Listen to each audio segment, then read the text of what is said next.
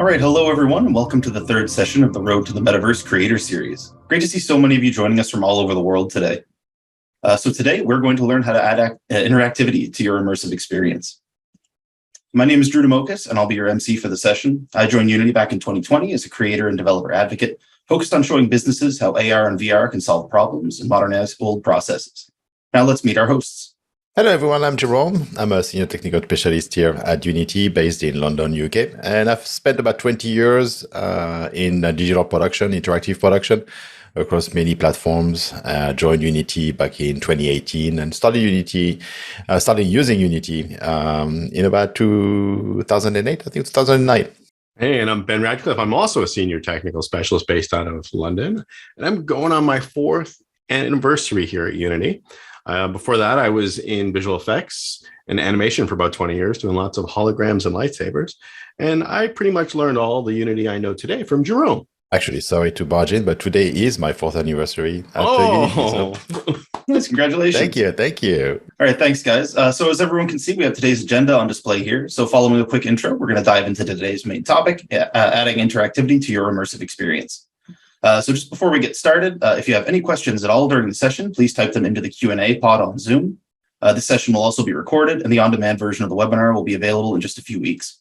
And one other note before we get started, I'd like to announce the launch of our official Road to the Metaverse forums. So those are live right now, and you can find them at the link and QR code here if you want to continue the conversation on following today's session. All right, and yeah, before we dive into today's main topic, I'd like to highlight a few stories from industry leaders that are showcasing the power of digital twins and helping move the metaverse forward.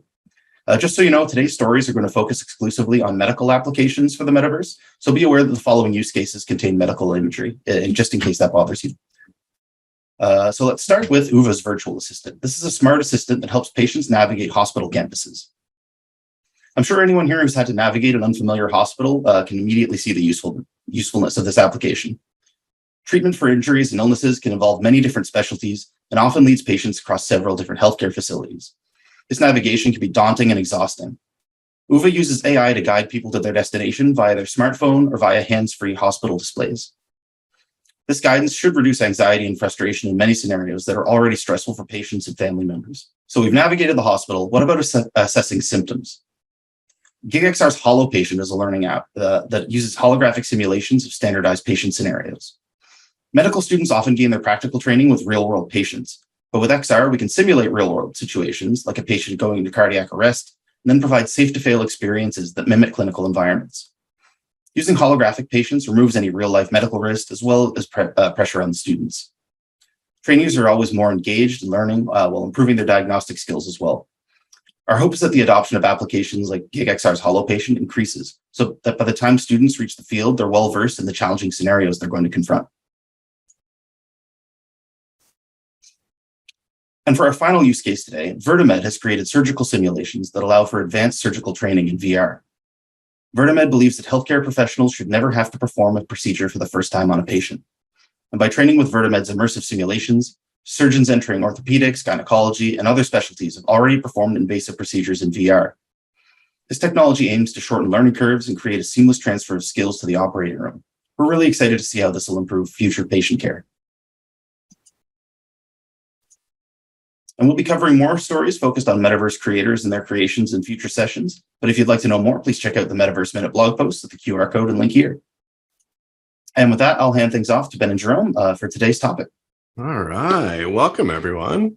Welcome to Road to Metaverse. And this is our session on adding interactivity and to your immersive experience. So before we get into the big main demo, we're going to do a little recap on visual scripting. Jerome and I did an awesome session on this last month. So if you want to start from scratch and go through step by step, go through the basics, check it out in our forums. We have a link to it in our forum, but it's also on our Unity Learn platform. Cool. So just to get started, let's talk about what is visual scripting. Visual scripting, it allows you to create logic for your Unity projects without writing code. Traditionally, things are done in a language called C#. Visual scripting is a visual language that lets you use nodes and create graphs to add functionalities. So for example, in this diagram, this is from our session on our Learn Live platform, but on the left, you can see this is just a script graph. And you can see these nodes connected do the exact same thing as what's on the right-hand side. So you can see on start, it's basically making something spin. So it's basically checking a box, is spinning true? And you can see the other one is it's doing it every second and it's rotating it. So we'll go through a couple of examples today. So there's a couple of things we look at. The main component is what's called the graph. The script graph, this is where we create our nodes and this is where we create our logic. And all these actions in the script graph, we create these through nodes, and you can connect these nodes together and use them to tell your application basically what it should do and in what order. And there are a couple different types of graphs. There's a script graph, and there's what's called a state machine. So we're going to take a look at, I'm going to do a couple demonstrations of what script graphs are, which are basically just flows. Like I have an input, it flows through the graph, it does something, and then there's an output. And then a state machine is a little bit more complex, and Jerome's going to get into that in his example. But again, we add this functionality through where you can see we have these little components, and so you can add a script machine component, or you can add a state machine component. And from there, we read these assets. And here's a quick overview of the interface. And I'm just going to dive right in and do a demo and show this. But basically, we have a new window. We have the graph editor. We add nodes through what we call a fuzzy finder, which is our little contextual menu. Across the top, we have a toolbar. We also have our graph inspector, which is just like our normal inspector. And then we have the blackboard, which is for creating and using variables, very similar to, if you're used to shader graph or VFX graph. So let's just dive in and do a refresher on visual scripting. All right, so I have a Unity scene set up here, and I have what we're calling our metaverse construct. This was our motion capture stage on the Real-Time Rascals. And for those who don't know Robot Kyle, he's a Unity classic. I think he comes from Unity 4.0. He's available for free on the asset store, and he's just good because he's just a basic character with a humanoid rig. So we've spruced him up a bit. If you've noticed, we've added some fancy lighting. We're doing all of this in universal render pipeline because we're going to explore going over different devices. And we're working in Unity 2021.3. In Unity 2021.3, that's our LTS, long-term support version, it actually has visual scripting integrated, where previously it was a package you have to add. So you get visual scripting right out of the box. And I just want to put a little note, because Jerome and we added a little virtual bling on this. I want to check it out. It's URP. We got some nice post-processing, but check out these lens flares. These are just brand new, and Jerome and I added these just because we couldn't help ourselves. So you can see here we have lens flares, and there's all different types, but I'll blow them up so it looks like a J.J. Abrams Star Trek or Star Wars movie. You can see this. And any chance we're going to learn about this soon? The shameless plug. Yes, next week Jerome and I are going to be doing a visual scripting, a URP workshop. So we'll be doing that next week. So if you guys want to learn more about URP, come check it out. Let me go put, Jerome, you scared me and frightened me. So let me go put these visual scripting. So it's a little less Star Trek and it's a little bit more easy to read, but I'll put these back. But I love these flares and I love the little camera stuff. All right, so we have our scene here and we have some robot Kyles, and I'm just kind of in a default view. And I pulled the game window over. Whoa, and everything's opened up on me. I had my chubby fingers click something and I opened everything. So let's take a look at Robot Kyle. So this is Robot Kyle pretty much out of the box. If you joined our first session, we talked a bit about capsule colliders, and I'll come back to that. But this is Robot Kyle. I've added an animator component with some little animation on him, and I've added a capsule collider and an audio source in case I want to play with some stuff. So let's talk about adding visual scripts. So we're going to add a component. Like we talked about in our first session, adding components like adding functionality. It's like adding more superpowers to your assets. So I'm going to go add component. I'm going to go under visual scripting, and then I'm just going to go and add what's called a script machine. Like I said, there's script machines and there's state machines. And right now I'm going to cover script machines and Jerome's going to cover state machines.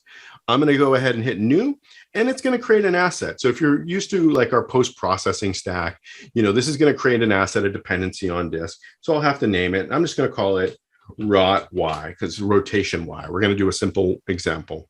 So I have my little rotation Y here. I'm going to go ahead. I can double click on it and just hit edit graph, and it pops up my script graph window. And I can put this anywhere, just like any other window in Unity. I'm going to put this here. And a cool thing about this script graph is if you double click on it, it goes full screen. Ooh. So let's go full screen for now. You can see when I create my graph right out of the box, it gives me two nodes, on start event and on update. And these are life cycle events. And if you're used to C# scripting and you're creating a script out of the box, that's what you get. You get two methods. You get an onStart method and an update method.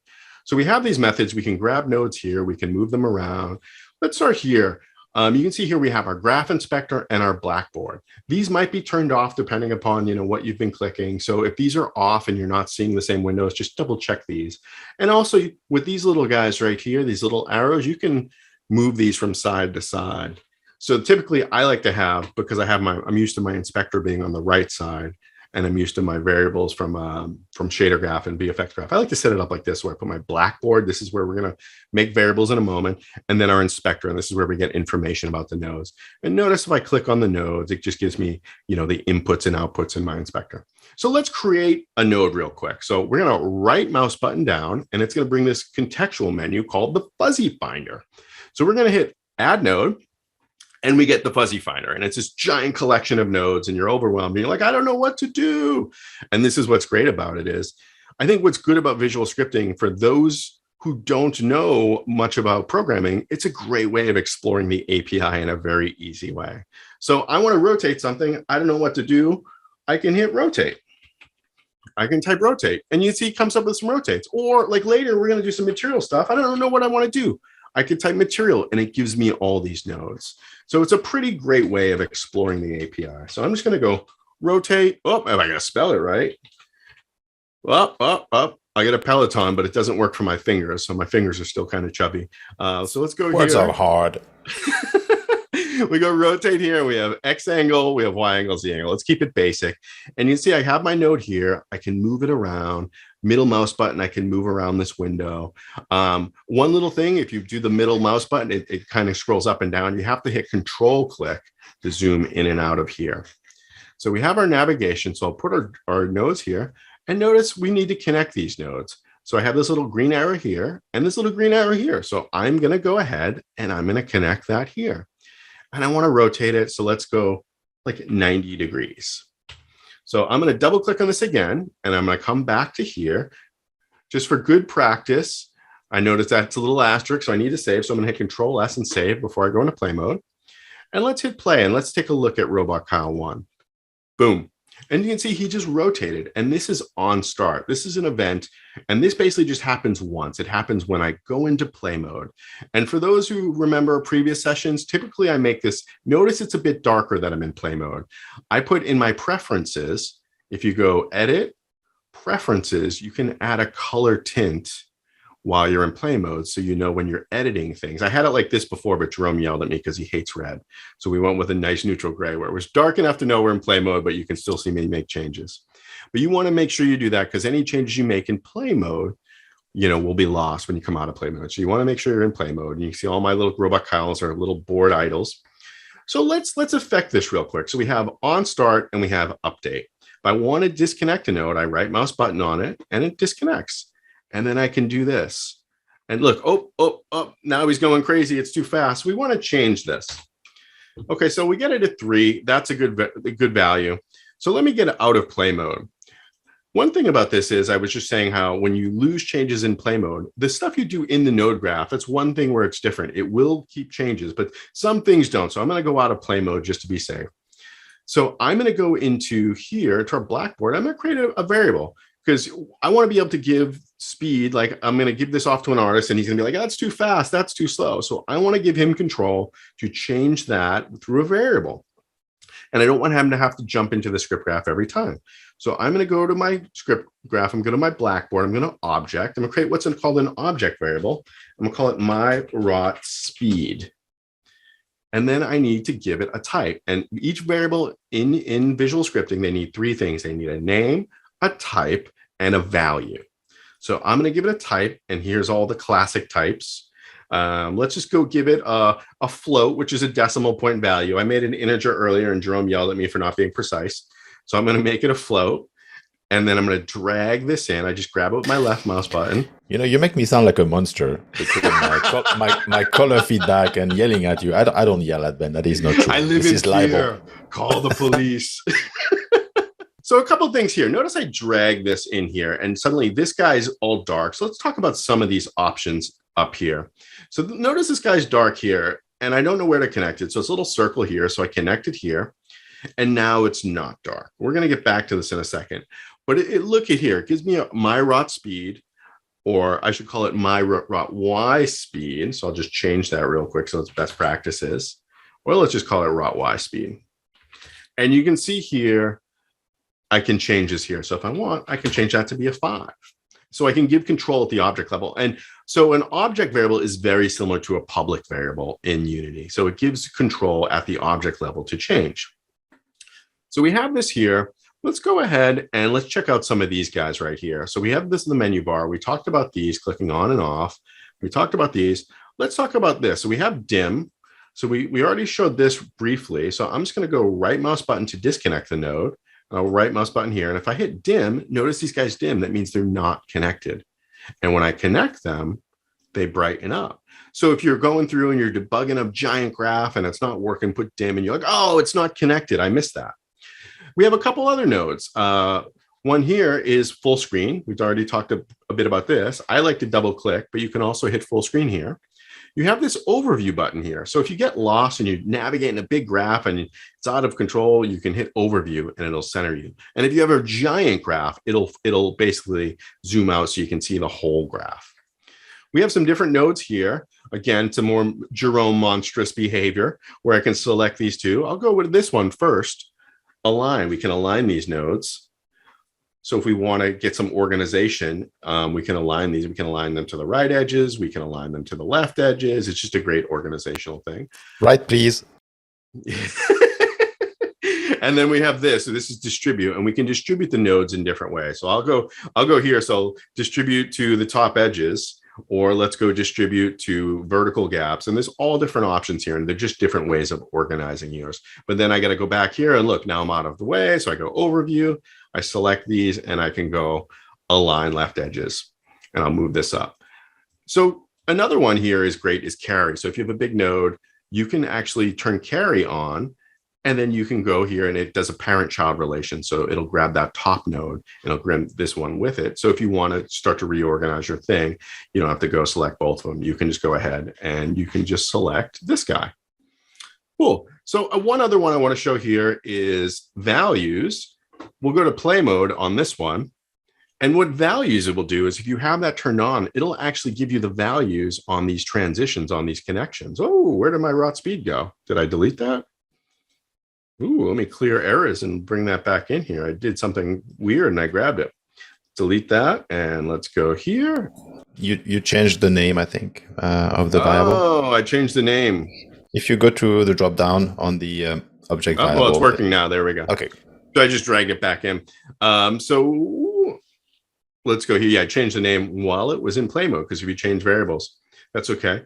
So if we look here, you can see the little 5. It's actually giving you the value through that connection. So if I want to increase this and go to 8, you can see we can speed that up. Or if we want to go to 55, you're seeing this here. And this is very useful, you know, if you're doing multiplication nodes, if you're multiplying 5 times 3 and you want to see what's coming out of the mult node, or like Jerome was telling me earlier, was a good use, you know, using it, finding nulls.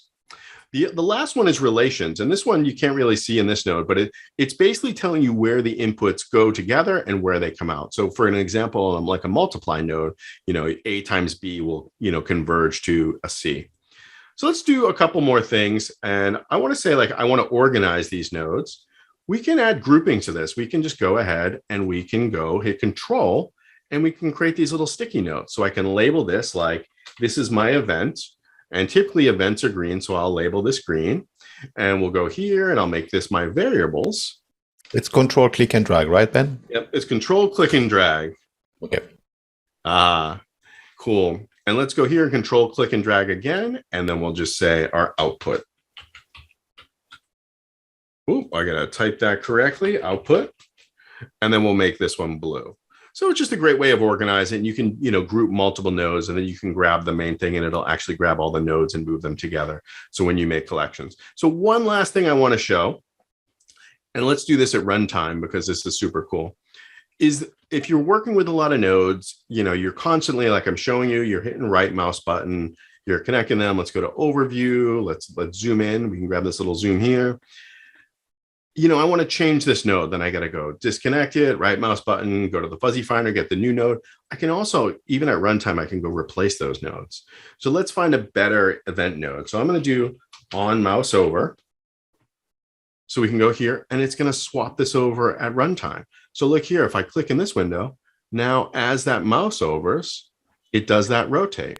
And just to put a little pin in something, like we want to, let's show this capsule collider. You need a capsule collider because it needs to sense that mouse movement. So a lot of assets don't have colliders out of the box. So you need to add that if you want to get that mouse movement here.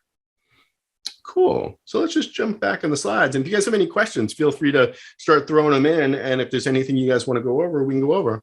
Otherwise, we'll just jump back in and take a look at some visual scripting essentials. So I think this is the core stuff me and Jerome kind of went through, and we kind of boiled it down to the essentials. For those brand new to scripting, let's talk about variables. What variables are is they're just containers. Like I said before, each variable has a name, it has a type, and it has a value. And if you've done coding before, you're used to the typical variable types. We have floats, which are decimal points. We have integers, booleans, which we'll look at later today, with true and false, strings, hello world. Then we have more complex types that you might not be used to unless you've done some 3D work, like vector threes, which, are a set of 3 floats. X, Y, Z, it's useful for working with coordinates in 3D space. Or if you're, working in, shaders, it could be RGB. It's just a collection of 3 values. Then we're going to look at some more complex types in Jerome's demo. It's list, where they're ordered collection. If you have a whole bunch of objects and you want to cycle through them, lists are great. And then we have things like dictionaries, which are key value pairs. Like give me object number 1, give me object number 4.5, and it's just a key value pair. Then what we didn't know what to call these. They're called object types in visual scripting, but we wanted to differentiate them. And in C#, some of them are called classes and some of them are called monobehaviors. But for visual scripting, we're going to call them Unity object types. And these are all those Unity things. Like I said, a variable is just a container. And so people mentally think, oh, it needs to be a number, it needs to be a string, it needs to be a bool. Well, it's just a container for things, and there's a lot of things in Unity.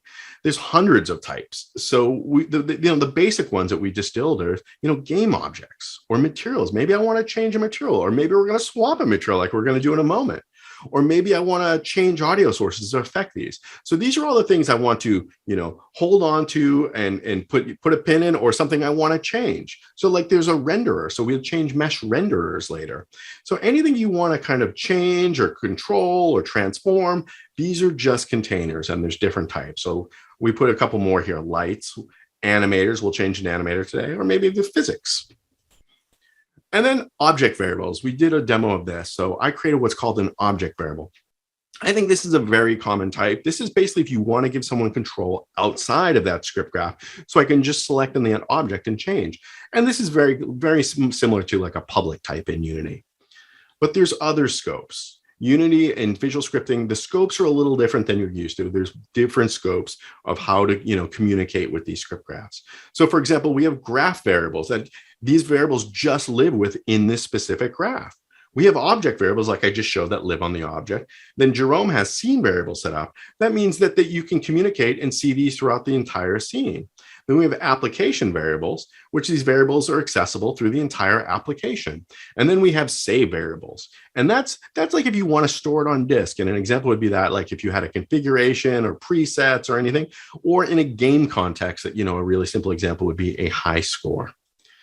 So, and then my favorite are these event nodes, and these are what give life to the scripts. The scripting nodes listen for these events. These are the starting points for all scripts. What, like my battery analogy, Jerome's laughing because I say give life. I always use them. These are the batteries for the scripts. No. But I always talk. Someone commented in the chat that, ooh boy, that's a lot. The good thing is, because of the fuzzy finder and the way visual scripting is structured, they're easy to discover. Which with C# only, it can be a bit tricky to kind of find your way through the API. So this is a really great way of navigating the Unity specific API, which is that's why you have us, because we hammer on this stuff. And just this example, like, the events, the lifecycle events, those are the standard ones: on start, on enable, disable, update, fixed update, late update. That's all Unity stuff. Like, does it run once at the beginning of the application or run every frame? Then we have the common input events, like on a button click, on a keyboard input, on a mouse down, on a mouse over, on a mouse exit. I think those are pretty straightforward. But then we have other cool ones like physics events, like when objects collide. Like I always use the example in the first demo of like when a box, if I add physics, if it hits the ground, does it make a sound? And that's great. And then like for me and Jerome, we were building the demo for this. Jerome went and built all his own custom nodes. And I'm like, dude, there's one for that. It's on button click. And, like we have these events for GUIs for working with Unity's GUI and UI system. So like, all the sliders you create through the UI system, you can activate, different visual scripts. So there's a lot to it, but it's visual and it's fun and you can explore. And that's what, that's why I showed that replace node, because you're like, yeah, that's a good way of doing it. Let me replace it. Let me see if there's another way of doing it. Speaking of which, let's explore. So let's just jump back into Unity. I'm going to go back into here. I'm going to hit play, turn play off. So I'm going to go into editor mode. So let's take a look at our first robot, Kyle. I'm going to disconnect this real quick, use that as a surprise. So we have our basic node here, and I have robot Kyle, and he's exactly the same with a capsule collider. And he's got a couple of variables I created here. But look, we have on mouse over, which we've already looked at. And I have this node set game object, set active. So what we've done here is under robot Kyle is I created this little UI system. And this is basically just a canvas UI and some text and an image. And I said, hi, I'm robot Kyle. I like to party. And it's just turning this on and off. And this is a very common thing you do when you do like, product explorers and scene explorers and configurators and whatnot. You basically want to, labels to turn on and give you instructions on and off. So we have this. So we want to just basically on mouse over, check that box. So we have this game object set active, and we have a box checked. And then on mouse exit, uncheck it. So when I hover over, go. And then what do I want to do it to? So let's take a look at this real quick. So I'm going to go into play mode. You can see my thing dims. And we got these guys are all a little idle and dancing. And as I go on mouse over, look, it pops that up. Look at, see, and I leave and it's gone. So you gotta look over here, and then you got to look here because my mouse drives it. But you can see I'm just checking and unchecking that box. And there's some weird stuff that's not so great about this that Jerome's going to fix. Like, is it facing the camera? I don't know. Can I see it? Is it go out of camera? All this stuff. There's some nicety. But I want to show this is just basically activating and deactivating. And when I'm using that variable, is that object variable, is what am I doing it to? So if I select robot Kyle, I have access to that variable. Let's just take robot Kyle 1 and put him here. So now as I go over him, he's gone. And then he reappears, and then he unreappears. So we can just telling this variable is just a container, and we're telling it what we're activating. So let's put it back to this speech, and I'm going to have to turn him back on. And that's all that is. So let's go to robot Kyle 3, or let's go back to robot Kyle 2, because I want to show one more thing is, and it's not just one activity. You can do what we call daisy chaining. You can connect these so you can do multiple activities. So now as I mouse over it, it's going to set active, and now I have it going to play this robot talking sound. Ooh, how was that, Jerome? Was that robot-y? Yes, perfect. And that's all it is it's setting this game object and then playing a sound. So let's go to robot number 3, because we're getting more complicated. So we have robot Kyle 3, and let's go here, and we have on mouse over. I have this variable hologram. I'm going to set a render. I'm going to zoom in here so you can see. And you can see here, if I click on the inspector, it has what my inputs are. It has my targets, my values, and the outputs. So basically, I need to target a renderer for the inputs, and I need to give it a material. So I gave a material here, and then I gave this variable here, robot Kyle mesh render. So what this is this lives at this level. This is just my skin mesh render, and this is where my material lives. So when I mouse over, watch this. This little value here is going to swap to this material here. So we have hologram material, and then we have robot material. So we have 2 materials here. So as I mouse over, you can see over here it changes, and we're just swapping that material. And then we can daisy chain obnoxious hologram sounds here, but they've got obnoxious. But you can see on mouse over, changing that material, on mouse over, changing here. So I'm using the object variables of what I'm changing and what I'm changing it to and what I'm changing it back. So let's go Robot Kyle 3. This is a pretty straightforward one.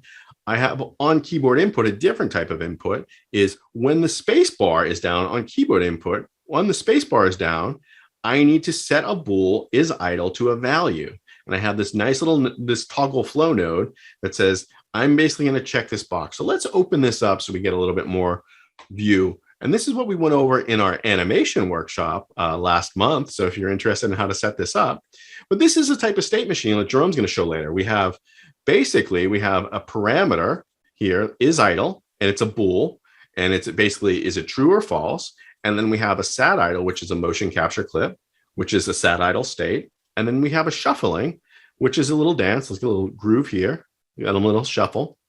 And we need to transition between this state to this state. So we have these little transitions, and we have a condition set here. Is idle true or false? If it's false, go over to shuffling. And then we have this one, is idle true or false? And if it's true, go here. And just to show you here, we can click this here and we just select which one. So right now, is idle is true, so he's idle. And if it's false, he shuffles. So this node here is going to set that bool. So we set this is idle and we give it a value. We have this great node called toggle flow, and it's basically saying, is it checked? If so, uncheck it. If it's unchecked, then check it. And it's just going to toggle it back and forth. So I'll go over here, I'll hit space, and you can see we're over in shuffling. And then I'll hit space again, and it'll go back to sat idle. So all we're doing, and you can see the little box right here, is all we're doing is toggling that little checkbox. And these are really simple things. And this is basically all we're going to cover today, but it's the basics. It doesn't have any polish, and you can see he's now over here. We can't see him. And then his thing is at a funny angle. So what we're going to do in the next section is we're going to take all this to the next level and show you how to really put it together and build something more sophisticated and more complicated. So I'll hand it off to Jerome now. There's a few questions actually while I do this. Yeah, for sure. All right. First up, are there any differences between scripting for HoloLens, Oculus, tablets, or smartphones? Ooh, good question. Should I answer the simple version and Jerome answers the smart version? No, I mean, we've been using this for everything. I mean, it's just, if you can make an object happen here, I think what is subtle is the inputs. And sometimes you have to communicate with the inputs. But Jerome has written some magic scripts for HoloLens and the XRI interaction toolkit.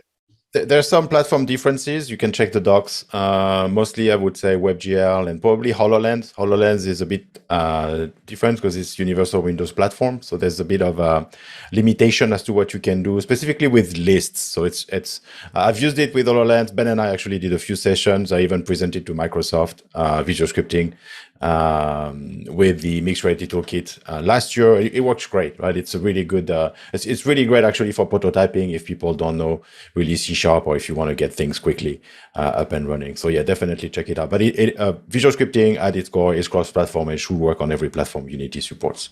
And we're going to be using it throughout this entire series for as much as we can. And a few things we're going to have to dip into C#, but we're really trying wherever we can. And if we can't, like Jerome's been writing all these custom nodes that I'll show you later. So we're going to give them out to you guys so you guys can, use them too. 100%. This virtual showroom. So this is what Ben mentioned we will be showcasing today. I'm not sharing my sound actually. So let me go back to Zoom and make sure that I show the sound. There we go. So if you do a bit of audio, Ben, it's not too obnoxious. Is it all right? It's like a nice factory floor. It's a little obnoxious, all right. But it adds presence. Sorry about that. So here we have a virtual showroom which has 3 scenes. The first one being construction, where we go in here and we have our trusted skid loader.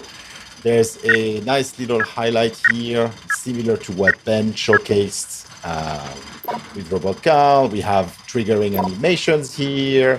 We have obviously custom hotspots also to drive all this. We have screen space user interface, nice little UI landing with particles, for example.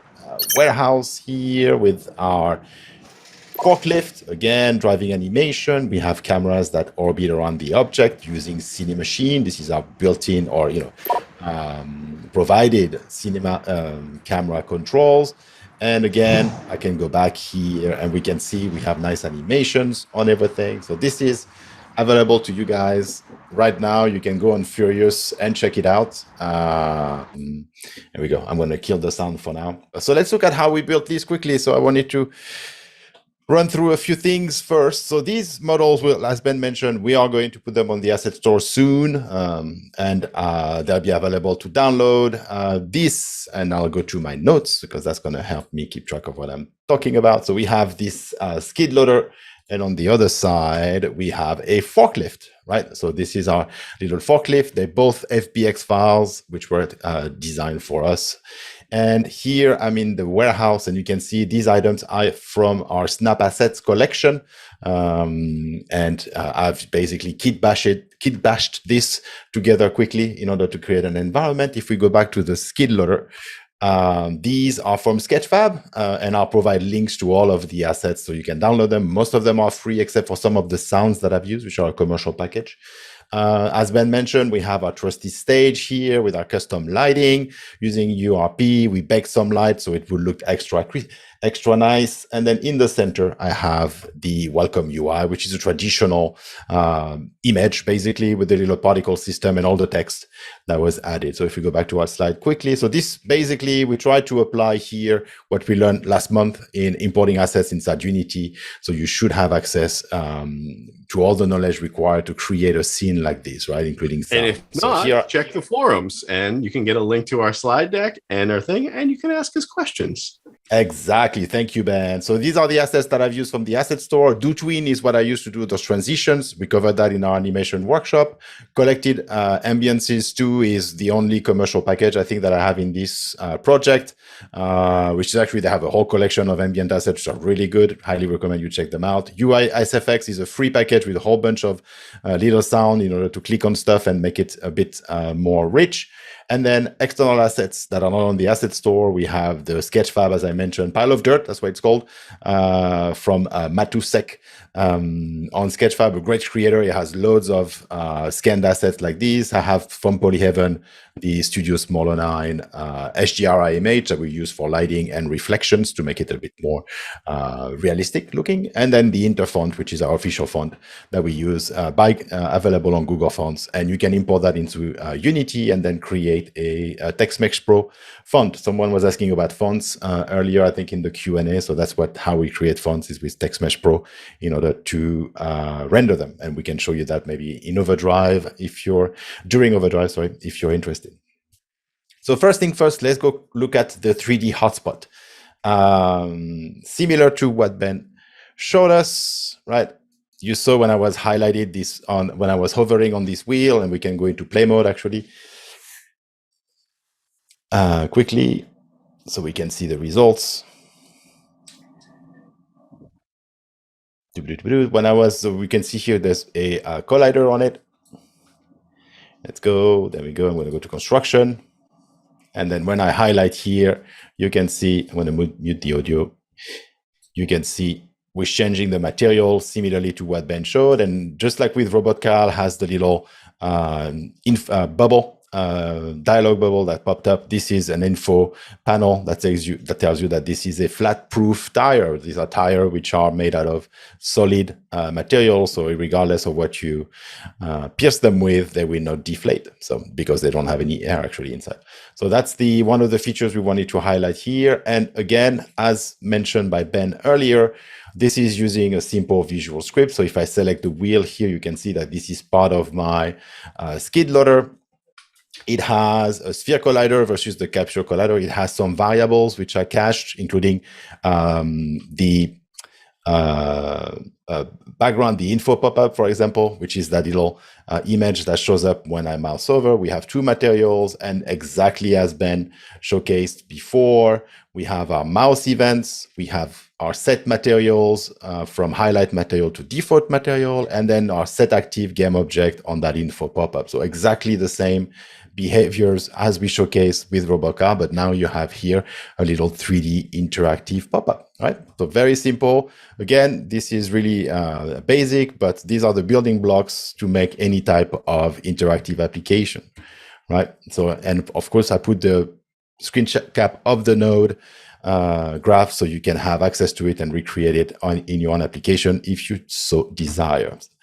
creating the UI hotspots. So again, we have these type of hotspots here, which are actually 2D. So let me close my hierarchy and then select that element. It's the equipment hotspot. I can focus on it and you can see that it's actually flat. It's just a 2D image on a canvas. So canvas is one of our UI system inside Unity. It's the main one. We have a new one, which is called UI element.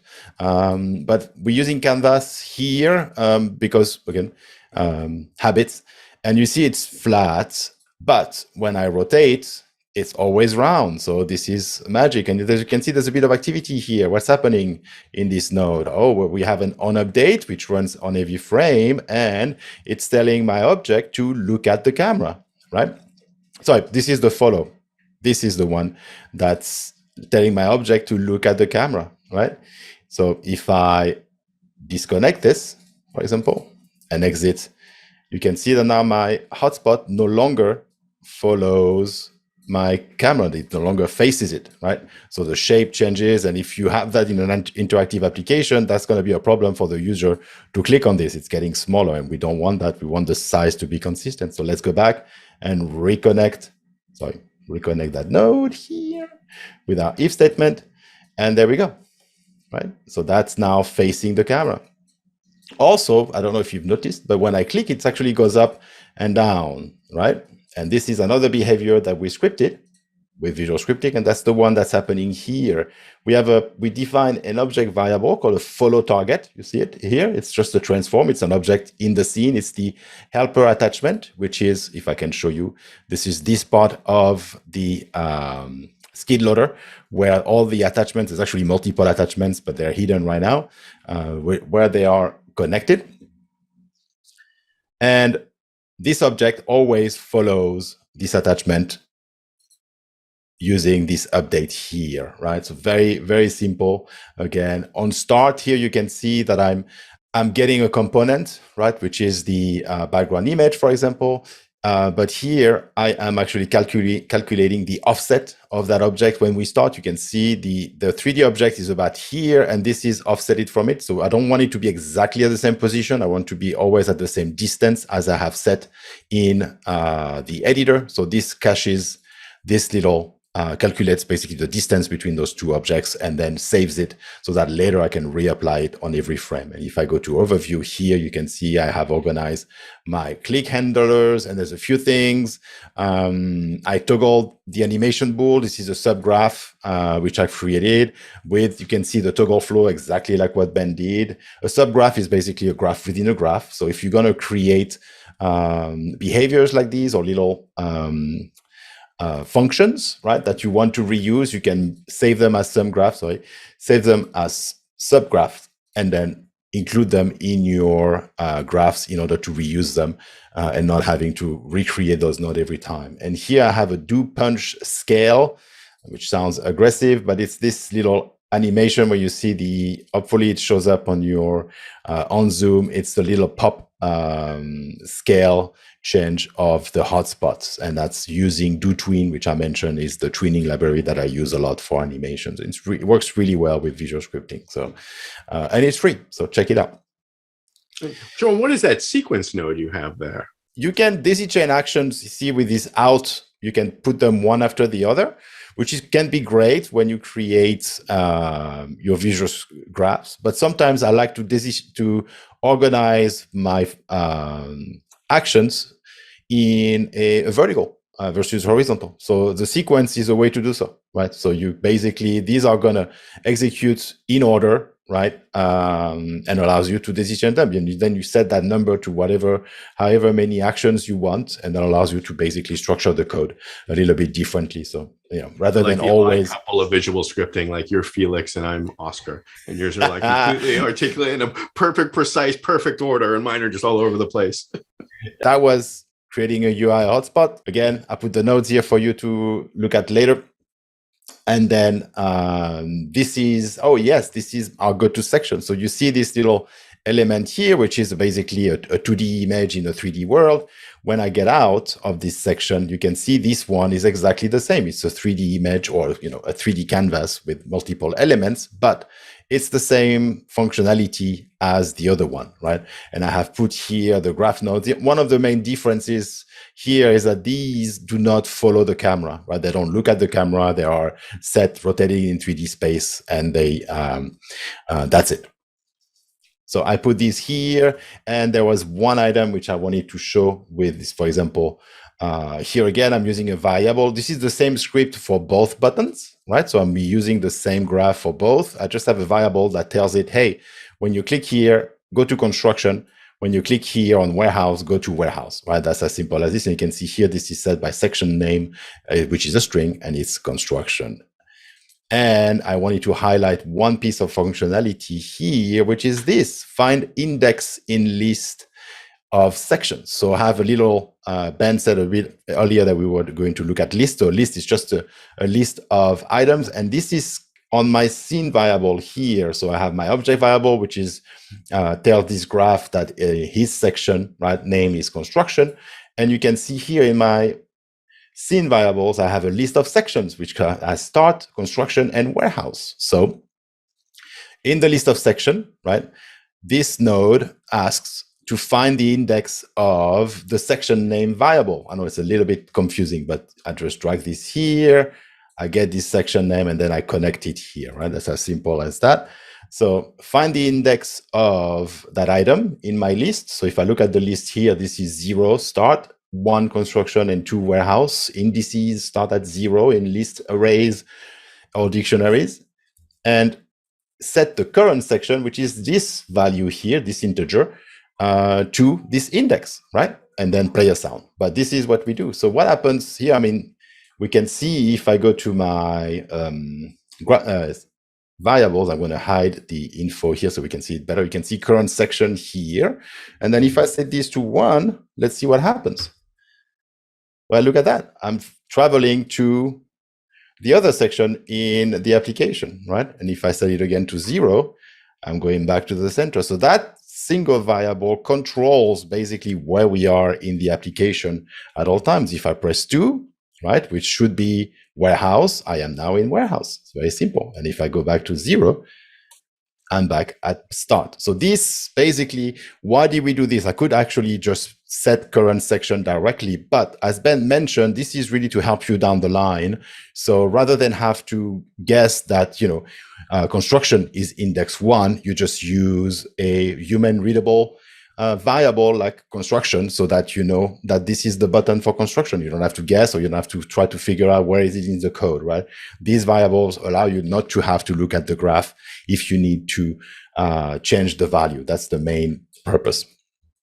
So that was this little note here. And now I'm going to quickly cover screen space UI. So these are in 3D space, the UI elements. I mean, UI item. I have to be careful because UI element is a different thing. But this one is in screen space. So this one never moves. It's on the canvas again, very similar. So this is the screen space UI, and I can select it here. It's called the exit button.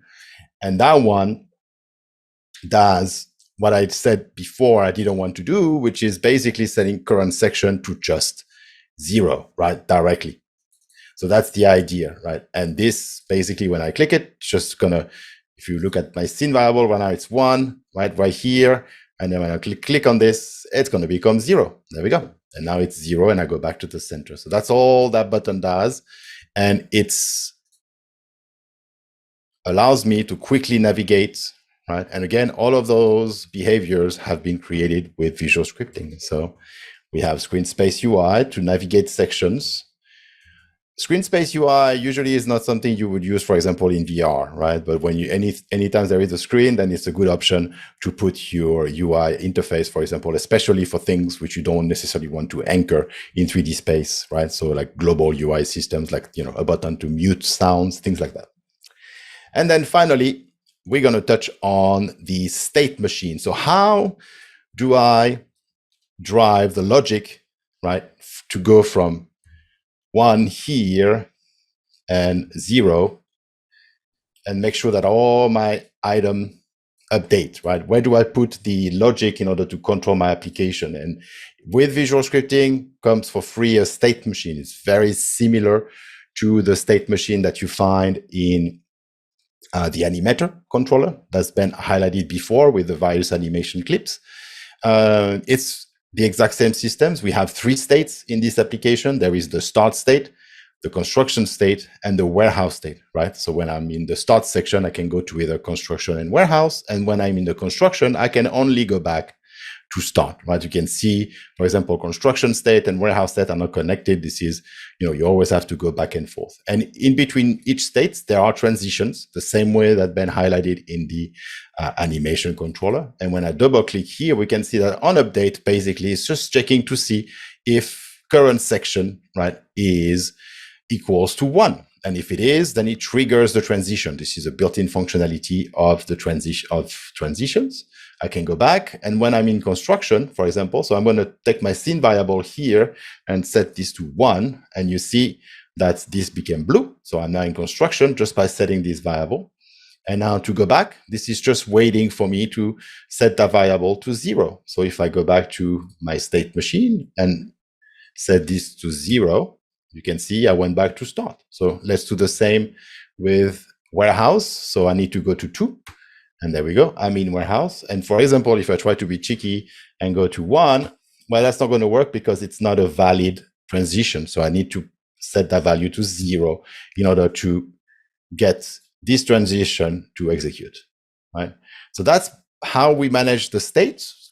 They're all driven by that simple variable here, right? That's it. That's all I need to transition from states to states. And then within each of those states, we have a script machine, right? Or a state graph, which is very similar to a script machine. You have your events. So these are custom events for state. On enter state, that's when I go from transition into this state. And on exit state, that's when I transition out of this state.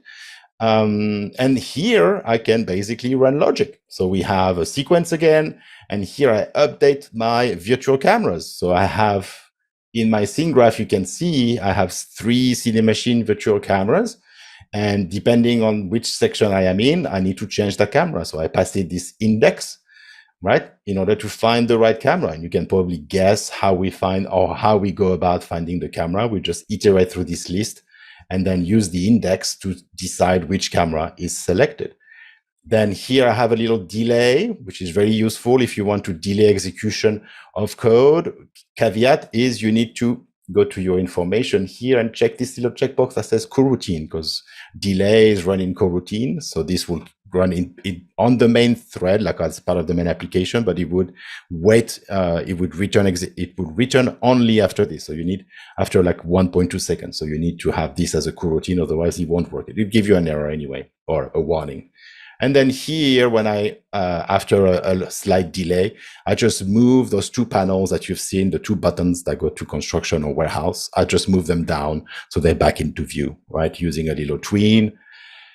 And then when I exit the state, I basically move them up so the user cannot see them anymore and they're not interactable. As simple as that. So that's our start state. And if you go into construction and warehouse, are pretty much identical.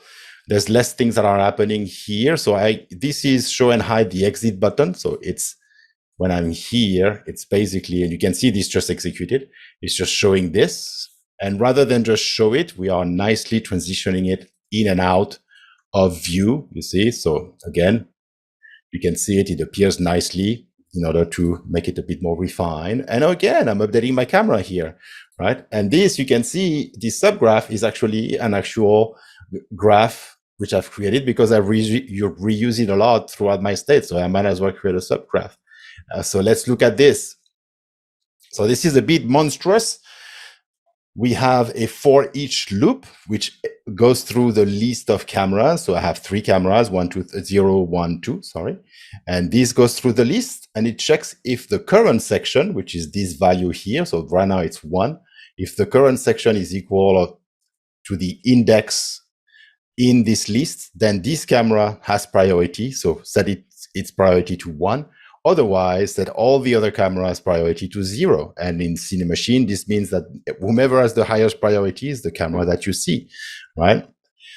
And then later during overtime, I'm going to show you how I've created this custom node in order to encapsulate all of this inside a simple node, but also As mentioned during, as usually asked every time we do a session with visual scripting, is it faster or slower than C#? Well, it is slower, substantially slower in some of the instances, especially this type of iteration through lists. So for prototyping it's fine, but for production code, it's always good to optimize, and you can actually put the optimized code inside a custom node and keep the convenience of visual scripting for everything else, like managing states or event-based execution, right? In order to make, to create a hybrid workflow between, developers, designers, and interactive, UI designers, for example. So there we go. Very simple. This is our state machine. There we go.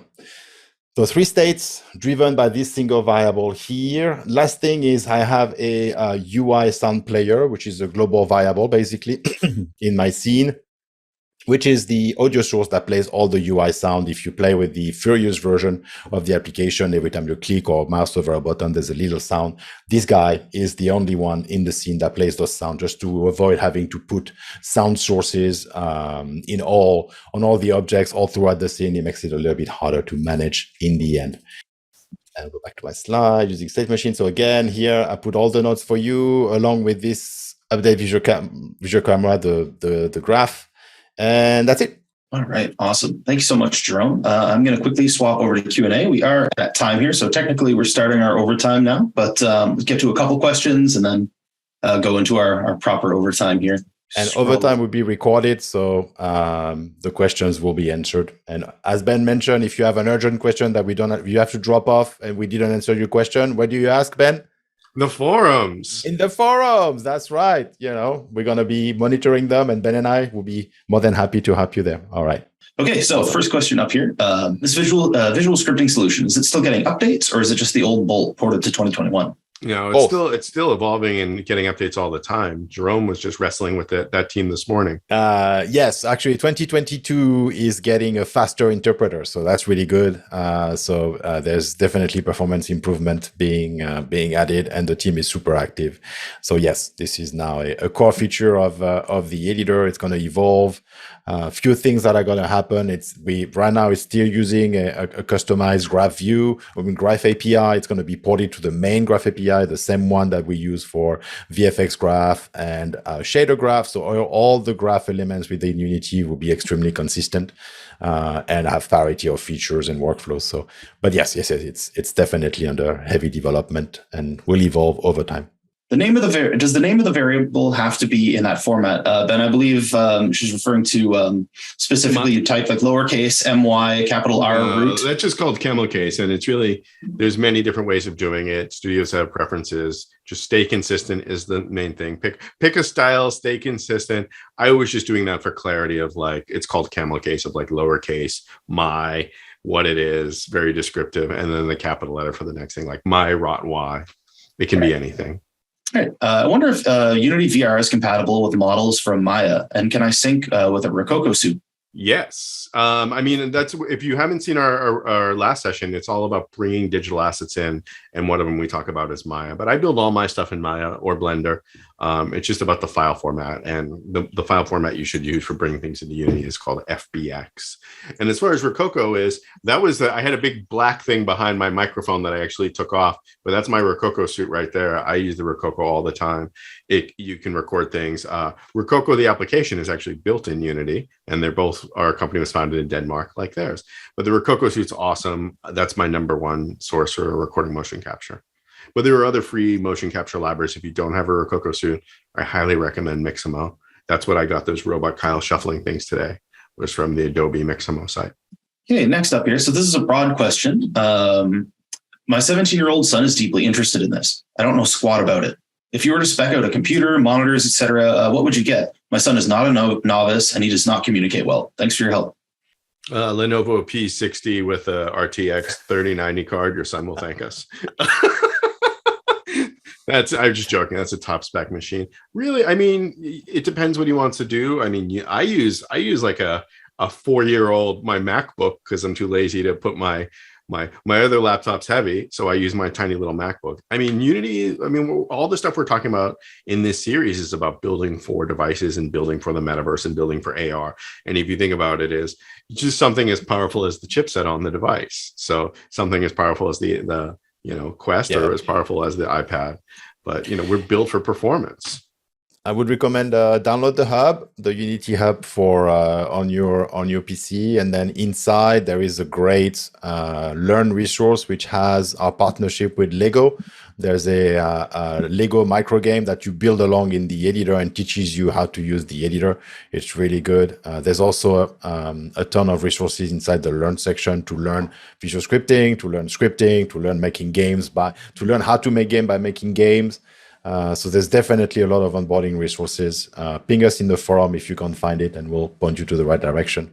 But definitely marketable skills. There's a shortage of 3D developers, 3D artists. We need more of them. So encourage your children to join the real-time revolution.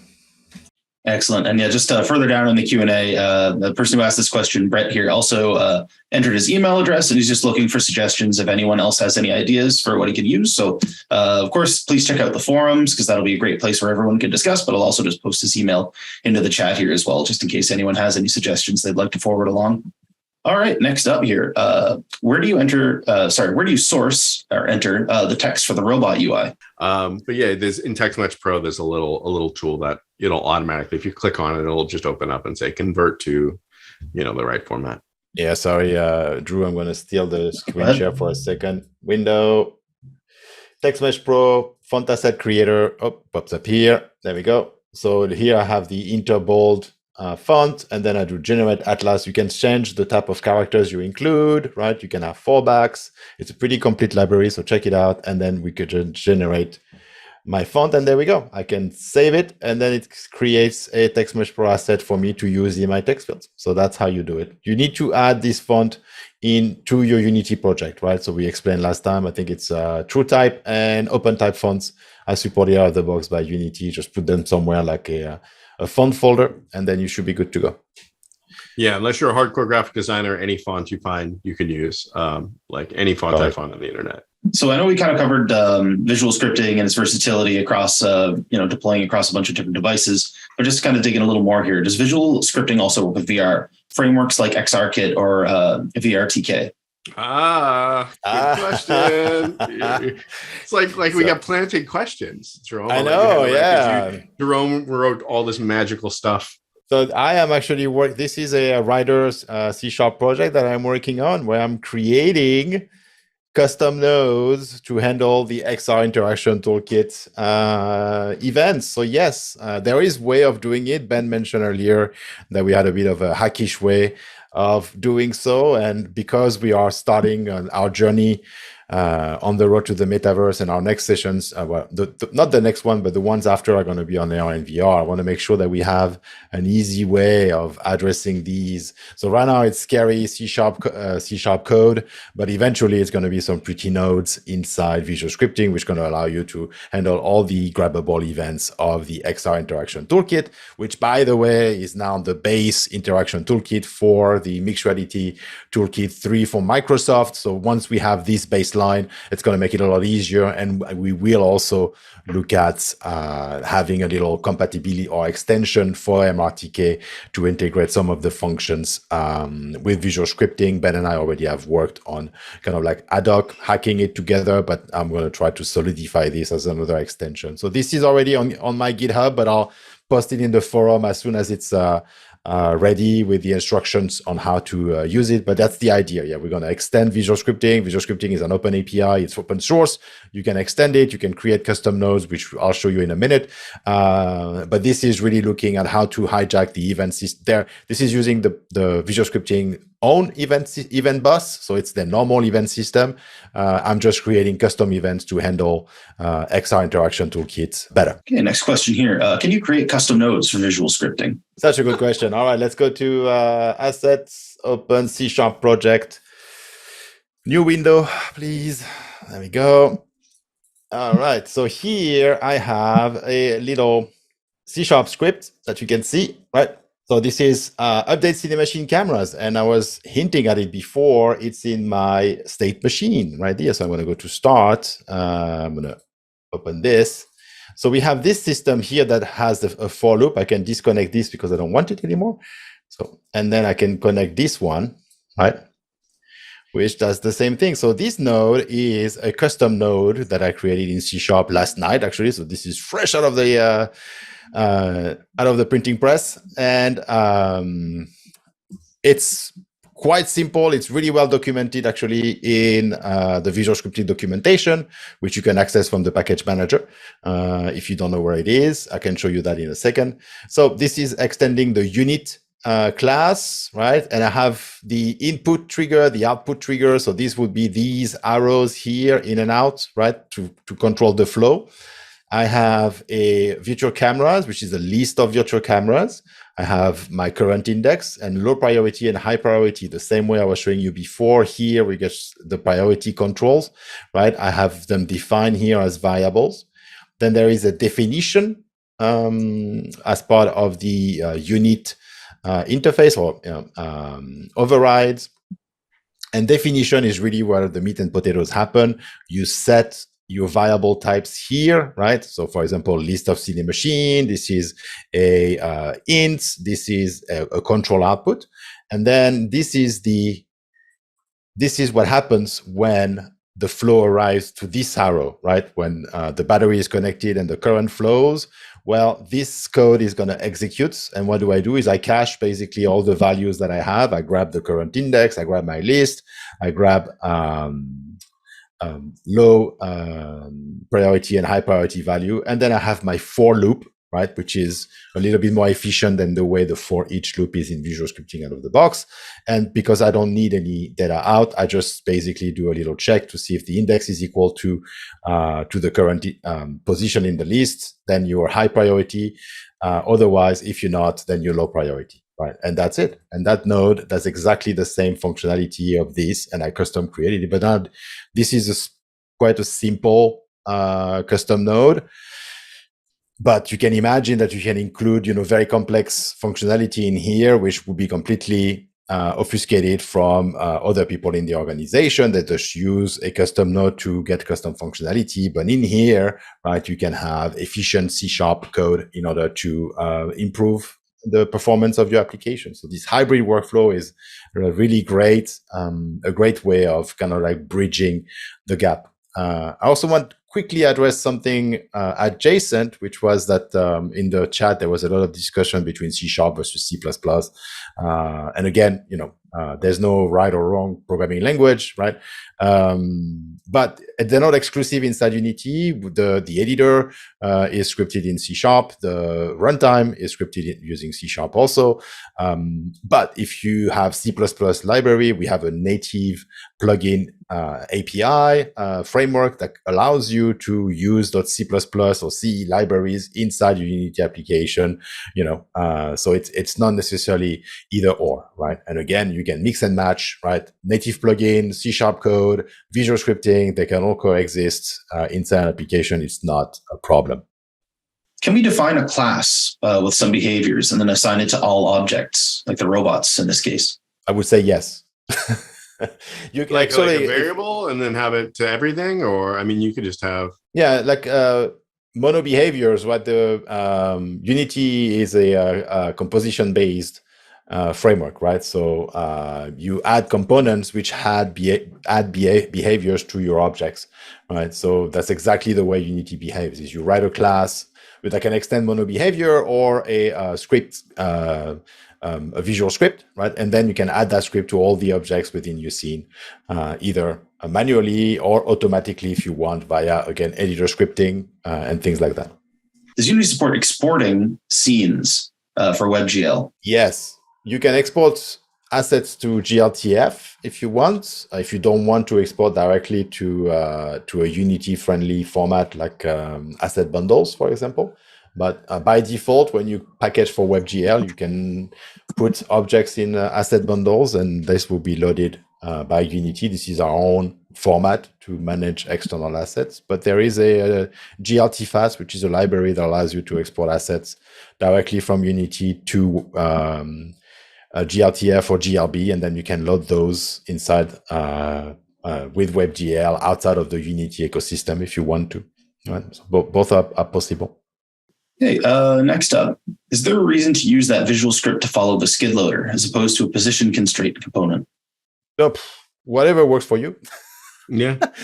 There's no, I tend to use, scripting a lot. So for me, it's more natural. But yeah, you could definitely you could even make it, a child of that object. But having those in the hierarchy, those children relationships sometimes make things hard to find. So I like the idea of just having a follow, but you could use a joint here, for example. Cinemachine's awesome. So for those, we didn't plug Cinemachine. If you've never used Cinemachine, it's awesome.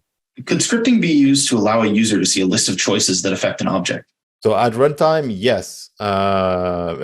Visual scripting, I'm assuming at runtime, yes, you can do that. Obviously, you have to build the UI around it.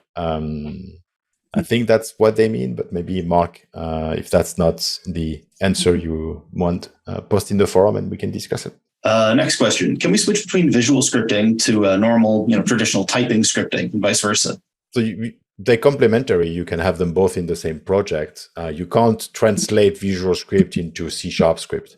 That's not a functionality that's available, and that's probably not a functionality that we're looking at.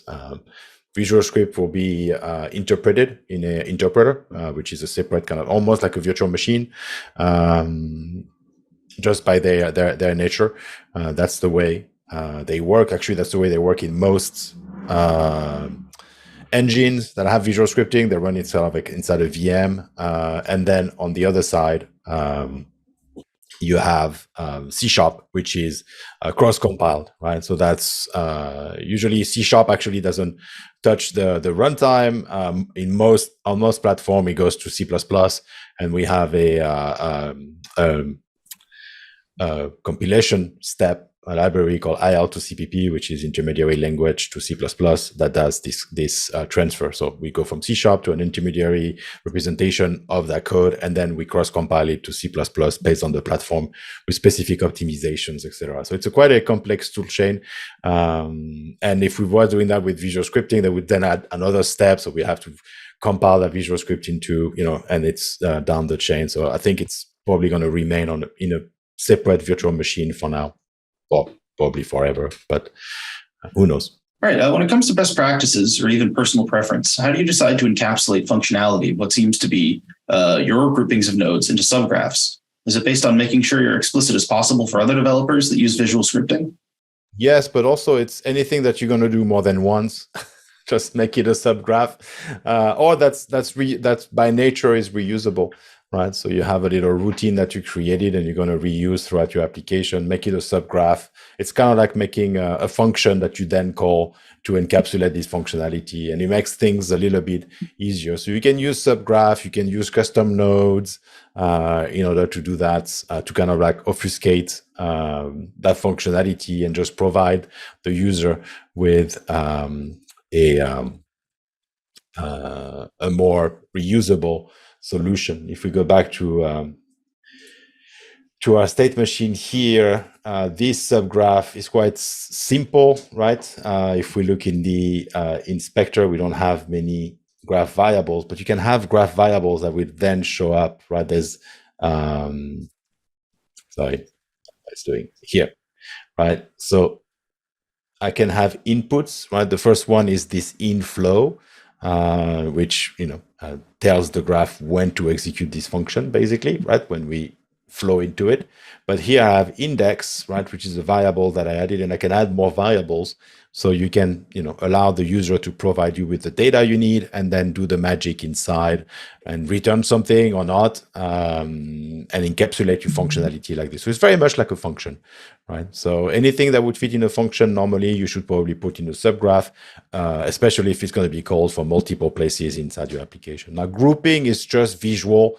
It's for you. It's kind of like commenting in a class, so it doesn't affect the functionality of the script graph, but it does make it more human readable. I like pretty colors, and like what Ben said, that was libel at the beginning of the session. I even have red here, by the way. So he did say that I hated red, but it's all over my graphs. I don't think that's true. And but this is just for me to especially show where things are, so it's clearer when I open the graph, and also cheeky questions like this, so I remember to tell you guys about what's fun in this. So this is really cosmetic, but subgraphs themselves are just like functions in traditional programming languages. All right, 2 questions to go here. For inputs, are HTC Vive controllers and Quest controllers supported in visual scripting? Yes, not directly, but you can reference the input system from visual scripting. So, for example, in the XR interaction toolkit, you don't really the XR interaction toolkit takes care of connecting to those devices or to interface with those devices. So all you get basically is simple event like, something was grabbed or selected or pointed at, hovered, right? So you don't necessarily have to worry about those controllers. So that's part of the input system that would then boil down to a library like the XR interaction toolkit that then you can consume those events using either a traditional methods with visual scripting or the upcoming little extension that we'll be releasing soon that make that a lot easier. So, it's not directly supported, but, it comes baked in with the input system of Unity. And last question for the session today. What do you compile the C# code in to add it into Unity? Unity bundles your code, but that's actually by default, it all goes into the same DLL, which you might see when you compile the application. I can't remember what it's called, but it basically has all the code for the application that's not in specific assembly definition files. So these are assembly definitions allow you to create subgroups of code, and that code will be compiled by Unity automatically into separate DLLs. If you have a DLL that you want to bring into Unity, there's 2 types. There's managed and unmanaged. They have different ways of interfacing with the code. Unmanaged DLLs should be able to be accessible from the editor with no problem. So you can access there inside. Unmanaged obviously might contain, for example, C++ code or things like this. Obfuscated and need an interface. It's in our docs if you want to look at it, how to use DLLs with Unity. So you can either compile DLLs through the Unity workflow or import your own DLLs and then discover them, again, depending on the type of libraries they are. All right, fantastic. So that's going to do it for Q&A. Is there anything else we wanted to touch on with overtime? So yeah, we mentioned CD Machine, and I haven't shown that during the main session. So I wanted to show here. I have 3 CD machines. You can see them here. You can see my screen, right, guys? So I have 3 CD machines here. I have the start camera and then 2 very similar cameras, which are using 2 different, the 3 cameras are using 2 different type of cameras. There's a CD Machine virtual camera, which is the simplest one. And then I have a CD Machine free look camera. And this free look camera is what I wanted to show because that's something, as I was mentioning to Ben earlier in the development of this, I'm going to use Shift H here to hide everything else in the scene. You can see I'm in isolation mode and everything has been hidden except my camera. And you can see this is the camera. I'm actually going to enter play mode to illustrate this better. So let's go into play mode. Let's go to the warehouse, and then I'm going to switch. I think I have a layout which is scene plus game view only. There we go. So here you can see my scene. This is my camera, and I'm going to click and drag in the game window, and you can see the camera is moving, and we have 3 axes, right? 3 circles that define the movement of this orbit camera, right? So I can go around the object here, and you can see exactly how the camera moves around this object. And all of this functionality, it comes for free with Cine Machine. It's all baked in, and you can control. If I go back to my JMD Jerome default layout, here. Let me go here and select again this Cinemachine camera, and let's focus on it. I think that's the wrong one actually. I mean warehouse. There you go. Exit isolation mode. Yeah, that's why, because my gizmos are hidden. That's not good. So you can see here the little red bars which appear around the object, right? And that functionality comes for free. Also, when I select, obviously when I exit, and I switch to this Cinemachine camera, which is my start camera, I can focus on it in my scene view right here. I'm going to dock the scene view at the bottom so we can see them both at the same time. And you can see here that this camera uses a point of view component for its aim. So it's not looking at anything in particular.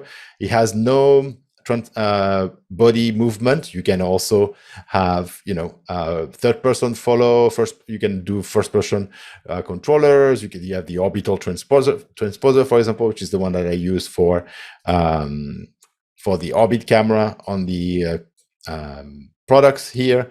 And then I can go to the next camera. You can see the main camera moving when I transition. So there's only one camera in the scene, which is the main camera, and all the virtual cameras just control that main camera, applying their behaviors, applying not applying behaviors, but applying the results of their behaviors to the camera. So that's really great because with this system, you avoid having tons of camera in your scene, which can be a nightmare to manage. You just use virtual machine and everything work out of the box. So we have those two. And then one little thing is I'll put the link in the slides. Actually, I forgot, but there is on the main camera here, I have this little script,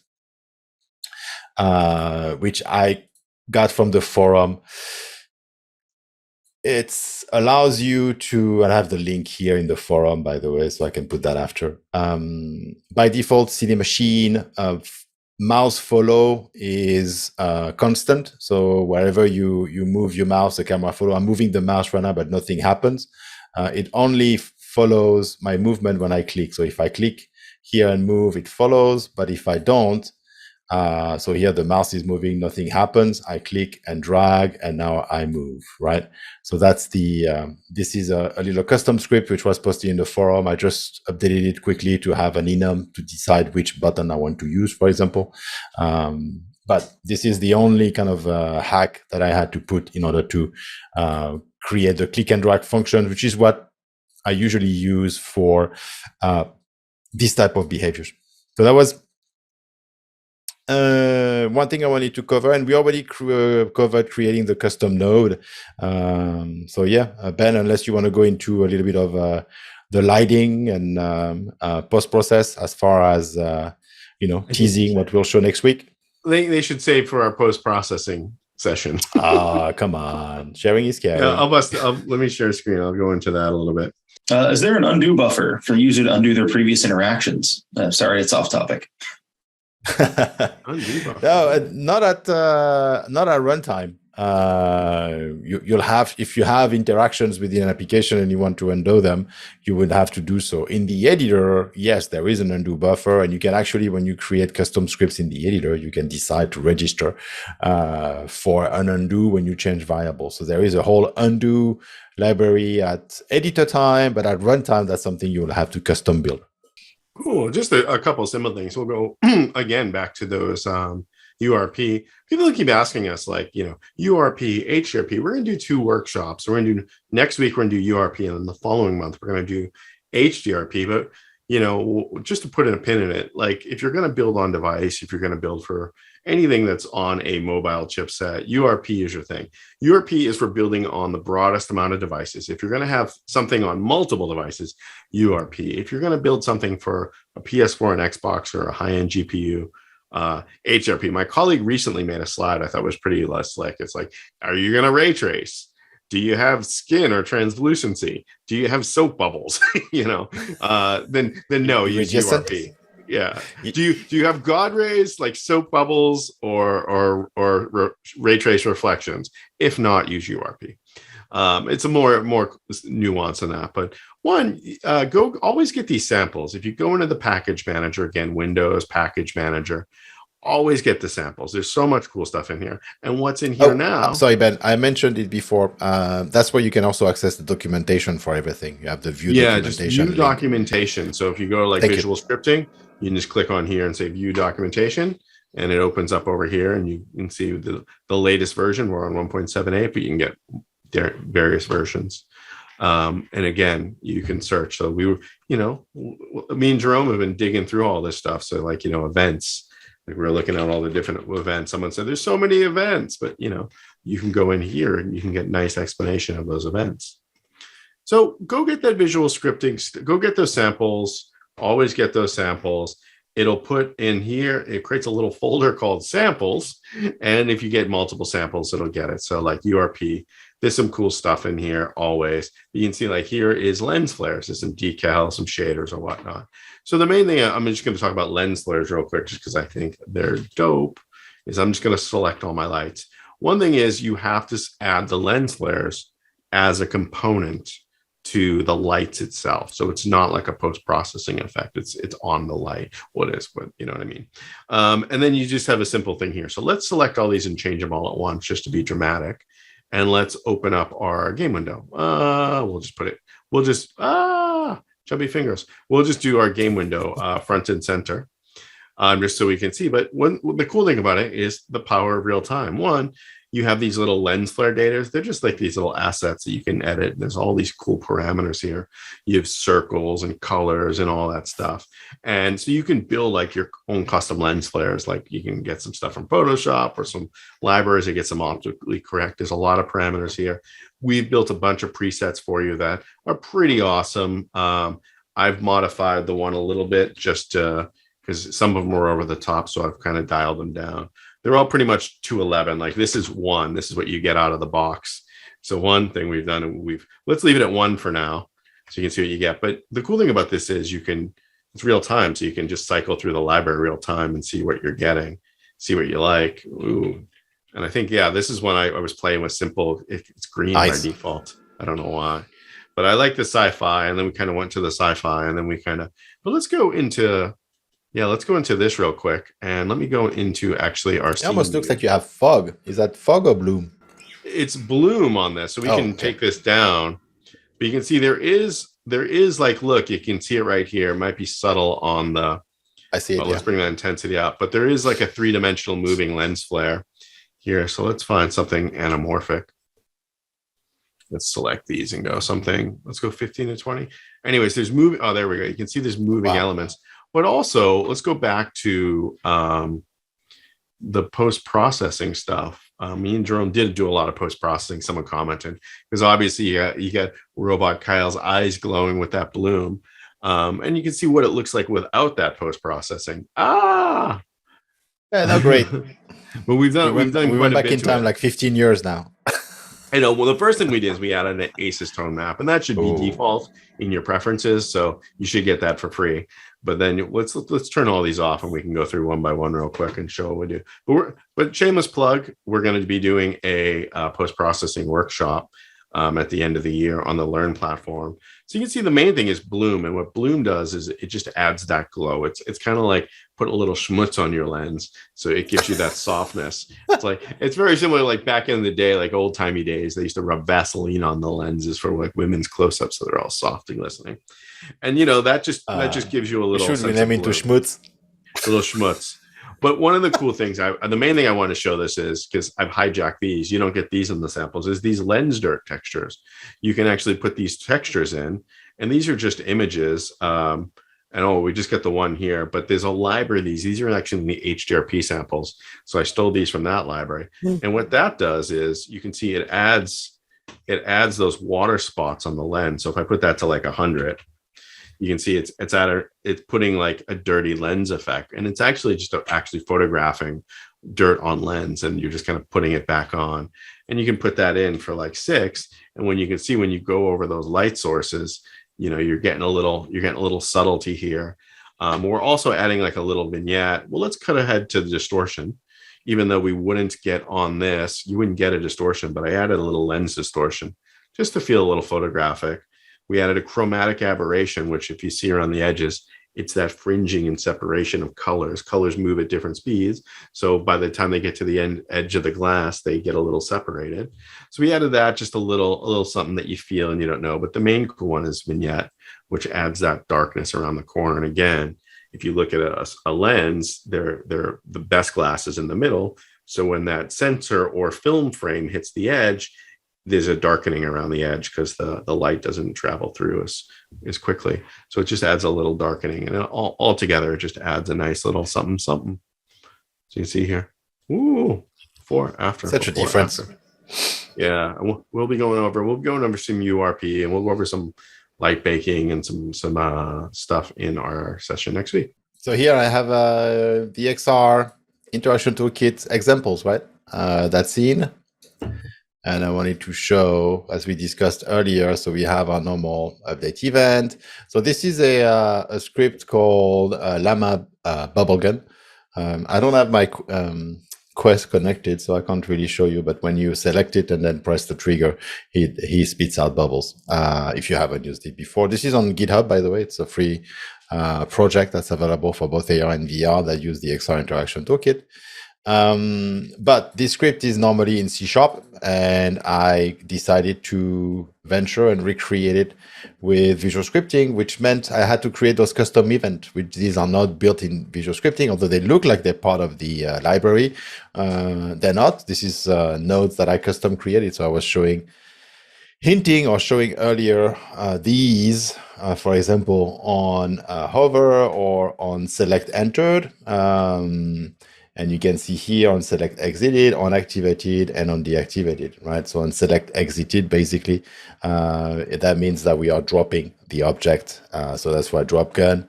When I activate, when the object is selected and I press the trigger, that's called the on activated. And then here I'm able to do things. And when the trigger is released, we do other things, right? So I wanted to show these. These are these custom events that I created in order to interface with the XR interaction toolkit, and they work great. So it's a really good way of extending the out-of-the-box functionality.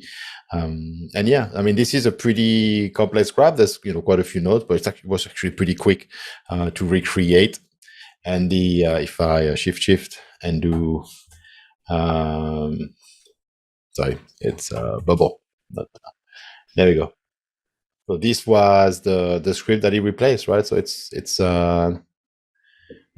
is a pretty complex script, right? And we have the same trigger press, trigger pulled, and then drop gun. And this is an animation event handler, which took me a second actually to figure out how to do. That wasn't. I haven't used animation events in a while. So I had to have a bit of a refresher, but there is an animation clip on this, which is this shoot edited that has an event. And this is how you trigger animation event with animation event, and that gets to the script machine, right? That's running on that object. So by the way, that's how you do it in order to connect between the two. Can Visual Studio be used for the code editor, or are you restricted to the built-in editor? There is no built-in editor. I mean, again, built-in editor for visual scripting, yes. For everything else, no. You go to Edit, Preferences. I want to bring it here. That's actually popped up by default. External script editor, and then you decide. I have Visual Studio Code installed. I have Visual Studio installed. I like Writer because there's a lot of refactoring magic that comes with Writer. I've been using it for a while. So, but you're not, anything here, and you also have inside the package manager. Let me bring this here. So if it's usually by default, Unity will bundle a few packages for coding. So if you do visual, for example, you can see that we have packages for the Visual Studio Code Editor and then the Visual Studio Editor. Depending on what you want to do, you can add those to your project, and then you get better interop between the two, right? And that's also true for Rider, which is here, JetBrains Rider editor. That's the one that's installed right now in my project because that's the editor that I'm using. But you can decide. Yeah, it's pretty open. You can use pretty much anything you want to edit that code. That's the C# code, right? It's just these are just files, text files in the project, so they're not, managed by Unity. We just compile them. All right, yeah. Thank you everyone for joining us and sticking around through overtime. Still 34 people left. Wow, thanks for sticking around. And yeah, everyone take care. We'll see you next month for our next session of the Road to the Metaverse. Thanks very much for joining us.